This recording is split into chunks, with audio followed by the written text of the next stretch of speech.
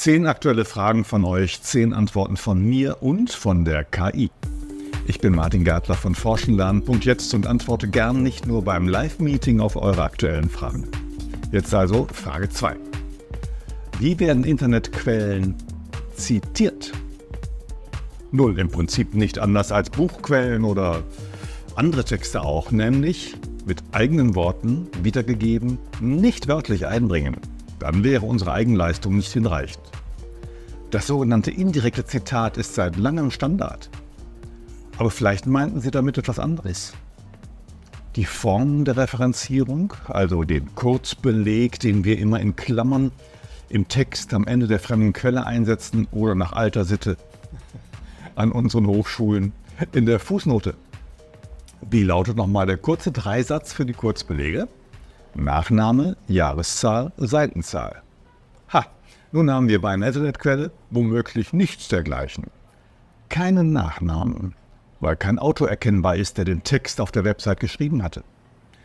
Keine Jahreszahl, weil nicht angegeben steht, seit wann dieser Text online ist. Und keine Seitenzahl, weil Texte in Webseiten stehen und nicht in Druckseiten, also gibt es da keine Seitenzahlen. Allenfalls bei einer PDF-Datei. Da kann man eine Seitenzahl finden und dann meist auch einen Verfasser und ein Publikationsdatum. Wenn das alles fehlt, brauchen wir jetzt Wege, die Löcher zu stopfen. Name, Jahreszahl, Seitenzahl. Der Reihe nach. Kein Name? Nicht durch die URL ersetzen, bitte. Aber durch den Namen des Herausgebers der Webseite. Also vielleicht gibt es dazu im Impressum einen Hinweis, weil es eine Firmenwebseite ist. Suchen Sie sich dann aber nicht einfach den Namen der verantwortlichen Person heraus, denn sie ist ja nicht zwingend der Autor. Also wählen wir den Firmennamen. Ein valider Name ist damit also gefunden. Die Jahreszahl nicht zu finden. Hier dürfen Sie dann statt einer Jahreszahl O.J. eintragen, also ohne Jahresangabe.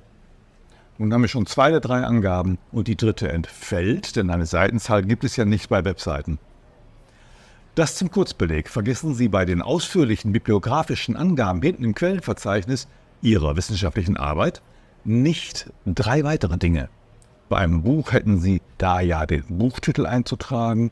Bei der Website suchen Sie sich dafür eine Bezeichnung auf der zitierten Seite selbst, also die Überschrift. Oder Müller Consulting. Oder BMI, Bundesministerium des Inneren. Oder FAQ zum Forschen lernen.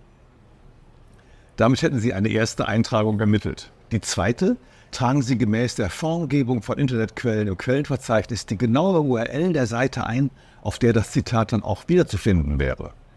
Und drittens setzen Sie in eckigen Klammern das Datum Ihres Abrufs dieser Seite hinzu. Auch das ist wichtig, denn im Unterschied zu Druckwerken lassen sich elektronische Publikationen, die online sind, ja jederzeit vom Publizierenden ändern. Und es gibt leider keine Pflicht für das Präsentieren im Web jedes Mal ein genaues Publikationsdatum mitzuliefern. Geschweige denn eine Versionierung, wie wir das aus Wikipedia kennen. Dort kann man nachschlagen, wann was von wem im Text geändert wurde, aber eben nur dort. Okay? Und nun, was rät uns die KI?